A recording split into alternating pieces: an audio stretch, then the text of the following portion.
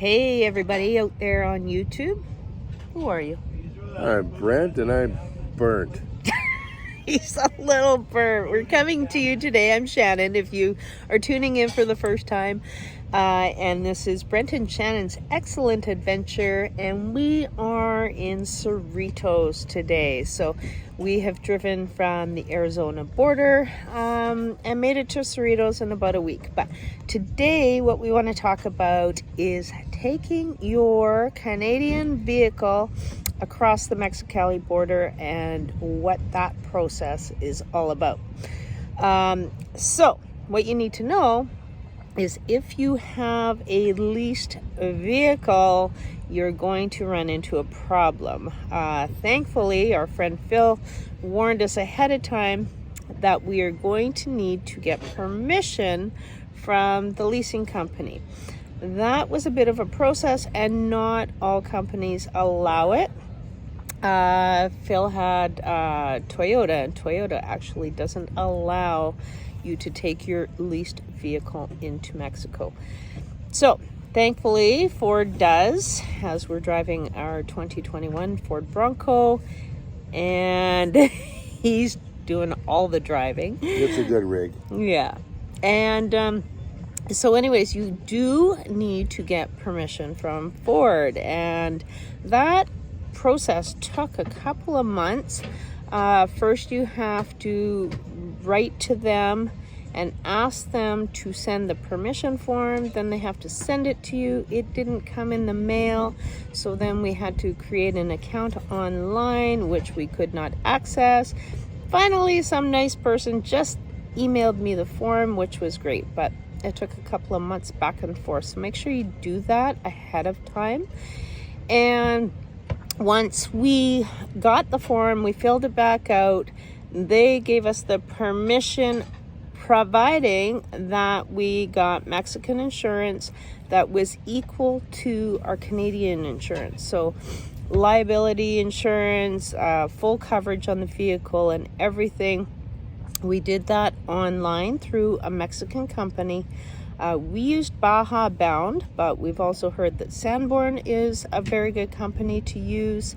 And so that cost us about $671 US for the insurance. And once we provided Ford credit with a copy of the insurance, then they released the permission for specific dates. So we told them we'd be crossing over the border again about April 10th, so we have permission to do that. So that was the first step in driving across the border. We also have to have our Canadian insurance still in place, so make sure that you have that taken care of as well. It needs to be insured for the duration of being in Mexico. If you are coming to the Baja, which is where we are now, yes, and you will see more of our trip in future videos. But today we're just going to talk about Mexicali and getting across the border. So if you're just coming to the Baja, you don't need a temporary import permit. But if you are leaving the Baja, they will definitely ask for your permit before you get on the ferry. So we went and booked our tickets, and we'll be heading to the mainland next week. But make sure that you stop at the border and get your temporary import permit. You go to what's called, I don't know if I'm going to say it right, but it's a Banjercito. And that is where you get your temporary import permit from. They will require a deposit, and that deposit for us, it depends on the year of your vehicle and type of vehicle. But for us, it was about $400 US. When we cross the border again back into Arizona, we will stop and we will get that deposit refunded. But very important that you have that. So very important that you have that permit in place. And where you go to do that, what's going to happen, we crossed at Mexicali. So that was a little bit strange because it just felt like it was too easy. And it can be too easy, and you can end up illegal if you don't actually know where to go. So we crossed through the border. They waved us in for an inspection, which they are doing with all vehicles. The fella did not speak any English at all, which is totally fine. He just asked us to get out of the vehicle. He looked through the vehicle. He opened the cupboards of the converted kitchen that we have at the back of the Bronco, moved some things around, and we were on our way. So there is no signage saying that you must stop here at this building. The building is not labeled. There is nothing on it to say that that is an immigration building, or that's also where you get your temporary import permit. So if you are coming through Mexicali, you do your inspection, and it is the building immediately to your left. Which we did not know. Which we did not know. So we left the inspection, we started driving. We were looking for some building that said immigration and vehicle permits, and we ended up driving on the highway that was going to take us to San Felipe. So we were going right into Mexicali town, and at this point nobody had even asked for our passports. So this was very interesting, because once you do go through your inspection, you also need to stop at this building and get your FMM.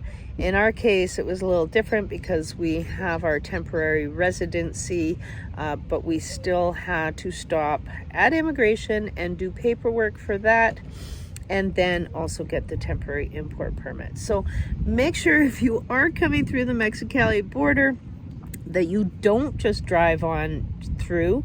You stop at the building immediately to your left.